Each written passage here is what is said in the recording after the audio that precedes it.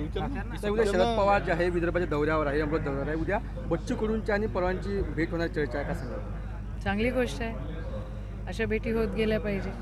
महाविकास आघाडीमध्ये जर येत असतील तर त्यांचं स्वागतच आहे. पण लोकसभेचे कसं बघताय? नाही, त्याच्याबद्दल मी आज काहीच कमेंट नाही करू शकत. उद्या काय होतं, शेवटी आज जे महाविकास आघाडीचा घटक आहे त्यांचं काय म्हणणं आहे याच्याबद्दल मी बोलणं आत्ता संयुक्तिक राहणार नाही. तुम्ही सातत्यानं म्हटलं की प्रकाश आंबेडकर आमच्या सोबत आले पाहिजे. आता जागा वाटपाच्या चर्चा सुरू झालेल्या आहेत. 12-12चा त्यांनी फॉर्म्युला ठेवलेला आहे. 4 पक्ष 12-44. कसं पाहता? बघा, वंचित बहुजन आघाडीची, काँग्रेसची आणि महाविकास आघाडीमध्ये जे आहेत त्यांची विचारधारा वेगळी नाही आहे. ते एका विचाराची मंडळी आहेत, पुरोगामी विचाराची आहेत. आणि जे लोक वादविवाद आणि भांडणं आणि दंगा करवतात त्यांच्या विरुद्ध जर आपल्याला उभं राहायचं असेल तर एकोपा असणं अतिशय गरजेचं आहे. आणि त्यांनी महाविकास आघाडीमध्ये यावं असंच आमची मनोकामना आहे. एक वर्षामध्ये आवाज दाबण्याचा प्रयत्न बिलकुल.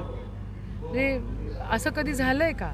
आपल्या देशामध्ये एवढ्या मोठ्या प्रमाणामध्ये एवढे खासदार निलंबित होतात आणि इतकी अरेरावी जी आहे ती असते. सगळ्यांवर प्रेशर आणायचं, काही शिल्लक कारणं असलं तरी जेलमध्ये टाकायचं, खासदारकी रद्द करायची, आमदारकी रद्द करायची.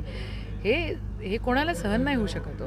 जे या संविधानाला मानतं, जे खऱ्या अर्थानं हा भारत देश, या इंडिया याला मानतं आणि ते हे सहन करू शकत नाही. आणि आम्हाला आणि राहुलजींना तर नक्कीच हे काहीच सहन करण्याचा काही प्रश्नच नाही. आणि म्हणून एक खऱ्या अर्थानं ते चालत आहे.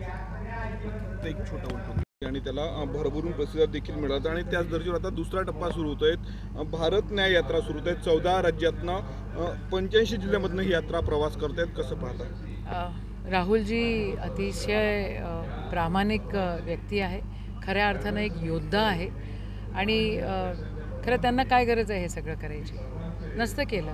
पण हा देश टिकला पाहिजे, या देशाचे तुकडे नाही पडले पाहिजे. लोकांमध्ये भेदभाव त्या ठिकाणी जो काही लोक निर्माण करायचा प्रयत्न करत आहेत तो नष्ट झाला पाहिजे. आणि खऱ्या अर्थानं आपला देश सुरक्षित राहायला पाहिजे म्हणून या सगळ्या गोष्टी ते करतात.